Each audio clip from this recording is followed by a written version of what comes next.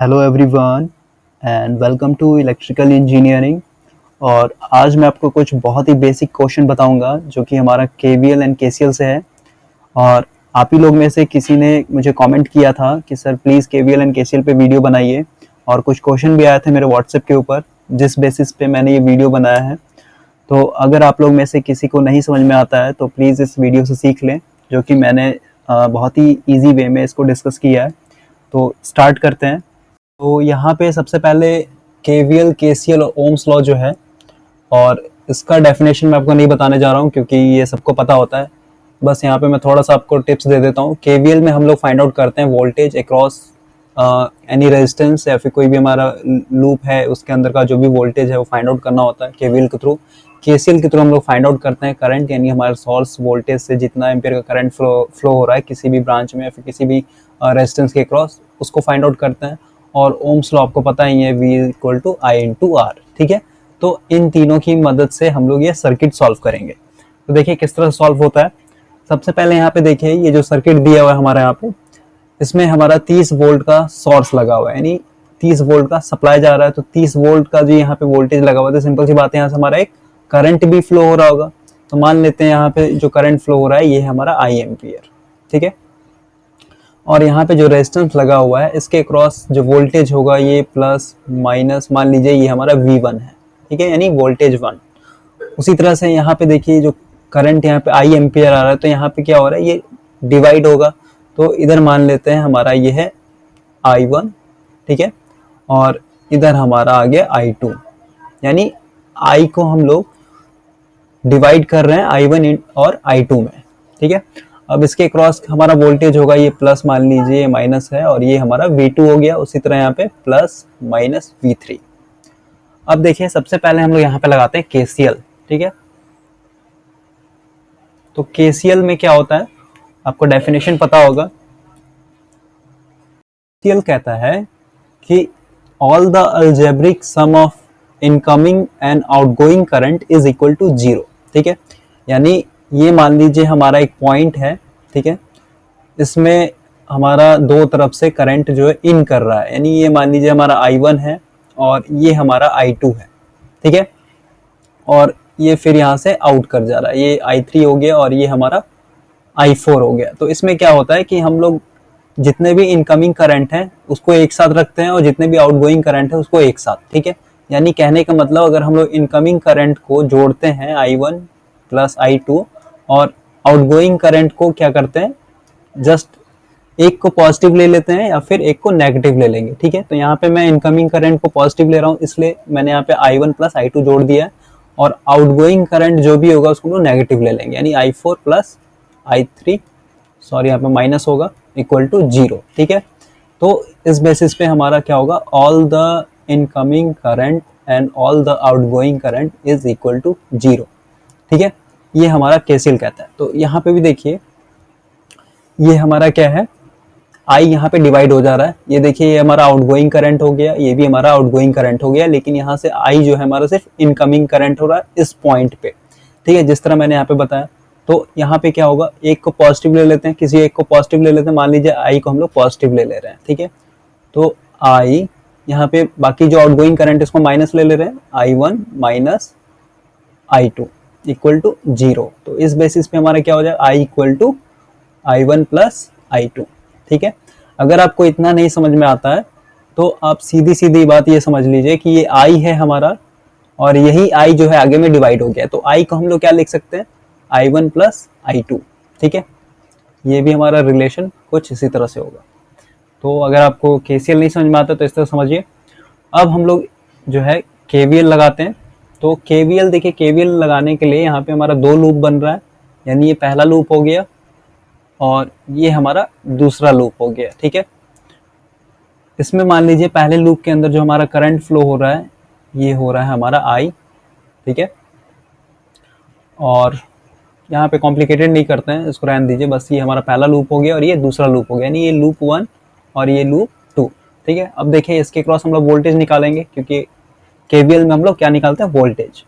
तो यहाँ से चलते हैं, सबसे पहले ये 30 वोल्ट के सोर्स से चलते हैं। तो यहाँ पे हम लोग को मिला प्लस माइनस, यानी V1 प्लस V2 ये यहाँ से नीचे आ जाएगा, फर्स्ट लूप पे चल रहे हैं तो यही वाला लाइन चलेगा हम लोग का। और देखें यहाँ पे ये प्लस माइनस और यहाँ पे जस्ट हमारा साइन चेंज हो गया, यानी ये माइनस है और प्लस हो गया, तो इसको हम लोग क्या लिखेंगे, -30 इक्वल टू 0। ठीक है, तो इस बेसिस से हमारा ये हो जाएगा V1 plus V2 equal to 30। तो ये हमारा लूप 1 का था, यानी ये लूप 1 के लिए था।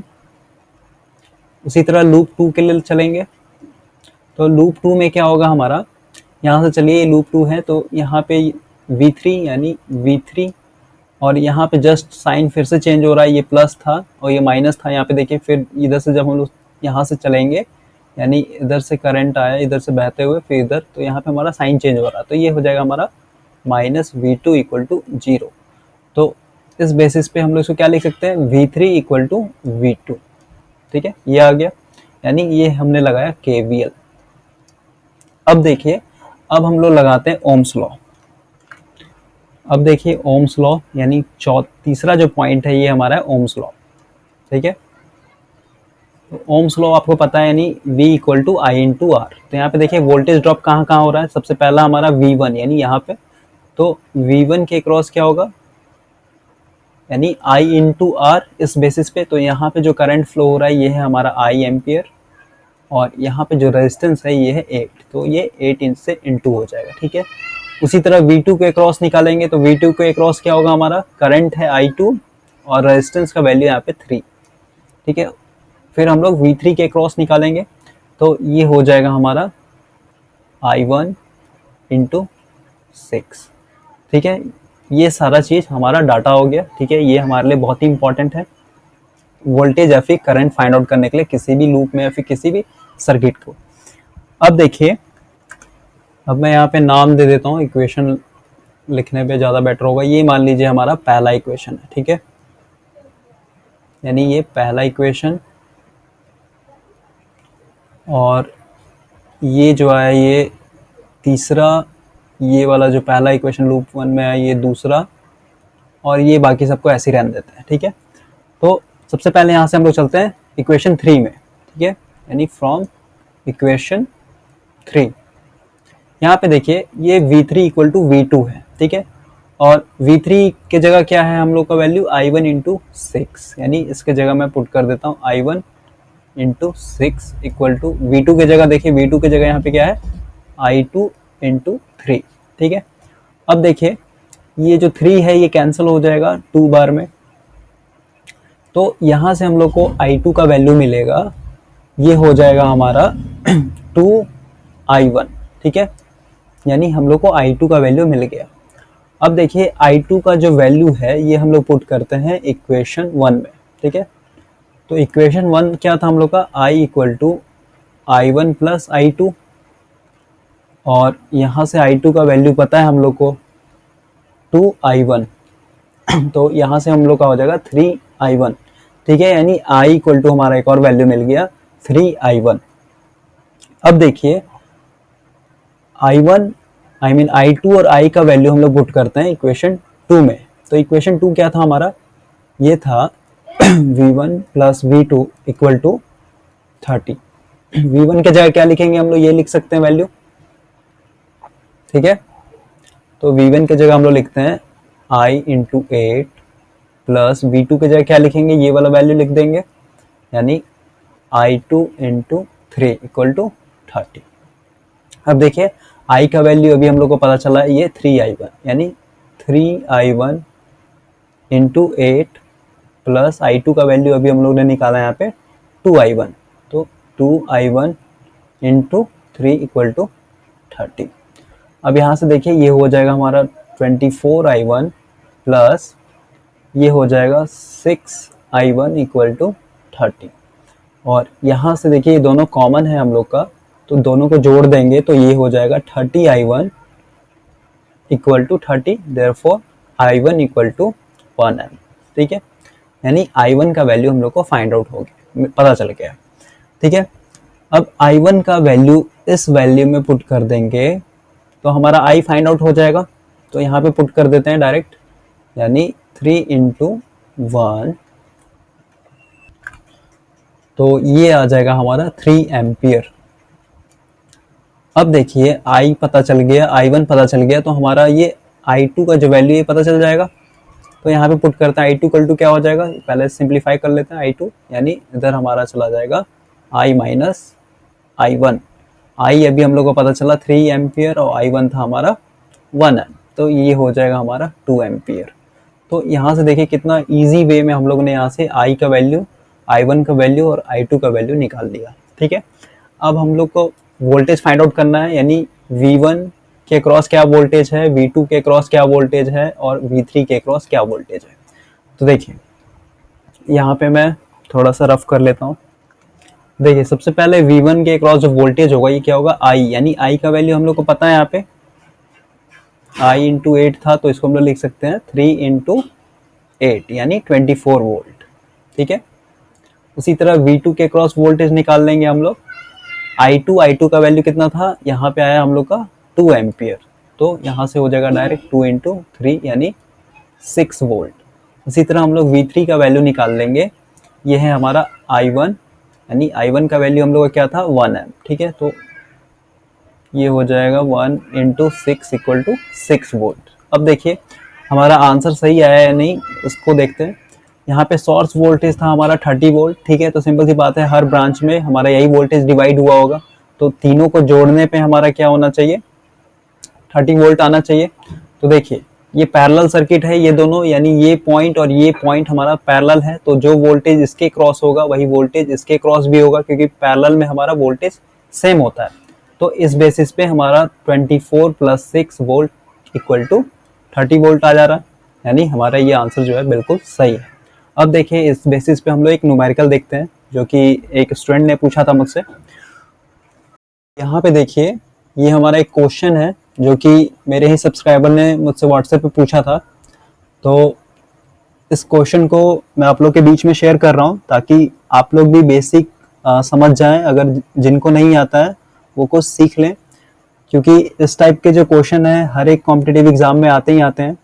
तो ये देखिए कैसे बनेगा।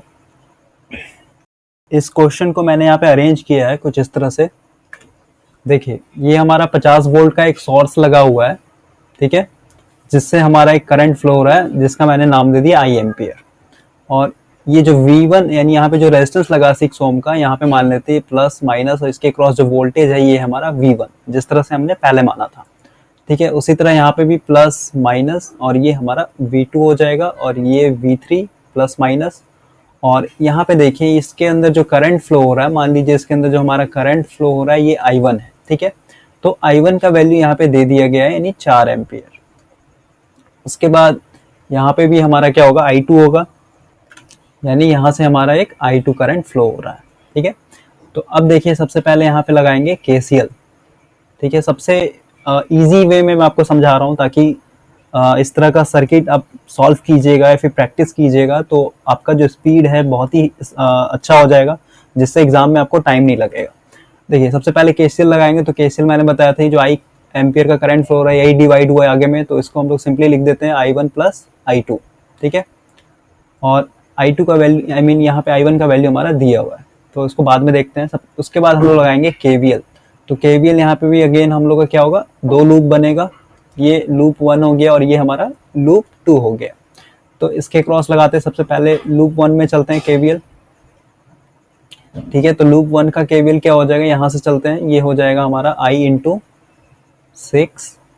उसके बाद यहाँ पे आइए, ये हो जाएगा हमारा I इंटू 7, सॉरी यहाँ पे I2 है तो ये I2 हो जाएगा। उसके बाद यहाँ पे देखिए हमारा फिर से यहाँ पे पॉलरिटी चेंज हो जा रहा है, क्योंकि ये प्लस था फिर माइनस था, प्लस था फिर माइनस था। अब जैसे ही आए तो यहाँ पे देखिए माइनस हो गया प्लस हो गया, तो ये हो जाएगा हमारा -50 इक्वल टू 0। तो इसको हम लोग क्या लिख सकते हैं, I6 plus I2 7 equal to 50। ठीक है, ये पहला इक्वेशन है, ये हमारा दूसरा इक्वेशन हो गया। उसी तरह हम लोग लूप 2 में लगाएंगे KVL। तो लूप 2 में देखें, यहाँ से चलते हैं, तो सबसे पहला है हमारा, ये हो जाएगा हमारा I1 इंटू R। ठीक है, जिसका वैल्यू नहीं दिया हुआ है। अब यहाँ से देखिए जैसे हम लोग चलेंगे तो यहाँ पे क्या हो रहा है, पोलरिटी चेंज हो जा रहा है, तो ये माइनस हो जाएगा, यानी I1 इंटू 7, ठीक है, इक्वल टू 0। अब इसको क्या लिखेंगे हम लोग, I1 R, यहाँ पे I1 का वैल्यू दिया हुआ तो मैं डायरेक्ट यहाँ पे पुट कर देता हूँ, यानी 4R माइनस इधर जाएगा तो ये हमारा प्लस हो जाएगा, इक्वल टू I1 7, ठीक है। अब देखिए यहाँ पे एक चीज़ और लिख देता हूँ मैं ताकि आपको इजी वे में समझ में आए, जैसे मैंने पहले लिखा था, ये हमारा V1 हो गया plus V2 minus 50 equal to 0, ठीक है। उसी तरह यहाँ पे भी लिखेंगे, ये हमारा हो गया V3 प्लस, सॉरी यहाँ पे माइनस हो जाएगा, माइनस V2 इक्वल टू 0, ठीक है। तो यहाँ पे हमारा ये आ गया। अब देखिए, अब जो हमारा तीसरा स्टेप था ये था ओम्स लॉ, ठीक है। तो ओम्स लॉ के अकॉर्डिंग हम लोग निकालते हैं वोल्टेज, यानी V1 equal to V2 equal to और V3 इक्वल टू। तो यहाँ पे देखिए V1 इक्वल टू क्या हो जाएगा हमारा I इंटू 6, क्योंकि V इक्वल टू IR होता है, तो यहाँ पे मैं डायरेक्टली पुट करता हूँ I इंटू 6। उसके बाद V2, तो V2 यहाँ पे देखिए क्या है, V2 इक्वल टू हो जाएगा I2 इंटू 7 एम्पियर, यानी 7 ओम, यानी ये I2 इंटू 7, और उसके बाद यहाँ पे क्या हो जाएगा I1 इंटू R, जो कि I का वैल्यू दिया, I1 का वैल्यू दिया हुआ, तो ये हो जाएगा हमारा 4R, ठीक है। अब देखिए, अब यहाँ पे मैं इक्वेशन का नाम दे देता हूँ, ठीक है। यहाँ पे ऑलरेडी दिया हुआ है 1 है, ये 2 है, और ये लास्ट वाला जो होगा हमारा, यानी ये वाला जो इक्वेशन है मैं यहाँ पे लिख रहा हूँ V3 इक्वल टू V2, ये हमारा तीसरा इक्वेशन हो गया, ठीक है। तो थर्ड इक्वेशन से लेके चलते हैं, यानी V3 इक्वल टू V2। तो V3 का वैल्यू यहाँ पे पता है हम लोग को 4R पुट कर देंगे। V2 का वैल्यू हम लोग को पता है, ये कितना है हमारा, ये है हमारा I2 इंटू 7, ठीक है। तो यहाँ से हम लोग को I2 का वैल्यू मिल जाएगा 4R डिवाइडेड बाय 7, ठीक है। उसी तरह अब I2 का वैल्यू हम लोग पुट करेंगे इक्वेशन 1 में। तो इक्वेशन 1 क्या था हम लोग का, I equal to I1 plus I2 का वैल्यू अभी हम लोग ने फाइंड आउट कर लिया, और I1 का वैल्यू यहाँ पे क्वेश्चन में हमारा दिया हुआ है, ये देखिए यहाँ पे क्वेश्चन में दिया हुआ है 4 एम्पियर, तो ये लिखते हैं 4 प्लस 4R डिवाइडेड बाय 7, और इसको जब एलसीएम लेंगे तो ये हो जाएगा हमारा 28 प्लस 4R डिवाइडेड बाय 7, यानी ये हमारा आ गया I का वैल्यू। अब देखिए I का वैल्यू पता चल गया और I2 का वैल्यू पता चल गया, और यही वैल्यू हम लोग को चाहिए इक्वेशन फर्स्ट में, यानी I का वैल्यू यहाँ पे चाहिए और हमारे I2 का वैल्यू हमें चाहिए, ठीक है। तो इसका वैल्यू यानी I2 और I का वैल्यू हम लोग पुट करते हैं इक्वेशन 2 के अंदर, ठीक है। तो देखिए इक्वेशन 2 क्या है हमारा, ये है V1 plus V2 equal to 50, और V1 की जगह मैंने यहाँ पे ऑलरेडी पुट किया हुआ है I6 plus I2 into 7 equal to 50। अब देखिए I का वैल्यू पुट करते हैं यहाँ पे, I का वैल्यू क्या है हम लोग का, ये है 28 plus 4R divided by 7 into 6 plus I2 का वैल्यू देखिए हमने यहाँ पर निकाला है 4R divided by 7 into 7 equal to 50, तो ये 7 कैंसिल हो जाएगा। अब देखिए मैं थोड़ा सा यहाँ पे रफ शीट ले लेता हूँ, और इसको जब हम लोग सॉल्व करेंगे तो ये वैल्यू आ जाएगा हमारा 168 plus 24R plus 28R divided by 7 equal to 50, ठीक है। अब हम लोग यहाँ से क्रॉस मल्टीप्लिकेशन करेंगे तो ये हो जाएगा हमारा 168 plus 52R equal to 50 into 7, तो यहाँ से R इक्वल टू हो जाएगा 350 माइनस 168 डिवाइडेड बाय 52, और ये आ जाएगा हमारा 3.5 ओम, ठीक है। तो ये जो क्वेश्चन था इसका आंसर होगा 3.5 ओम, यानी यहाँ पे जो रेजिस्टेंस लगा हुआ है R का वैल्यू ये होगा हमारा 3.5 ओम। तो कुछ इस तरह से हम लोग सॉल्व करते हैं और ये बहुत ही बेसिक है। इस पे आप जितना प्रैक्टिस कीजिएगा उतना ही ज़्यादा आपके लिए बेटर है, क्योंकि एग्ज़ाम के अंदर जो है आपके पास टाइम नहीं होगा। और जब एक बार आपका कमांड हो जाएगा इस टॉपिक के ऊपर, यानी केवीएल या फिर केसीएल के ऊपर, तो ये सब क्वेश्चन को सॉल्व करने में मुश्किल से आपको 1 मिनट से ज़्यादा समय लगेगा, नहीं तो उससे कम में भी समय में ये सॉल्व हो जाएगा। तो आज के लिए इतना ही। Thank you for watching this video. See you next time.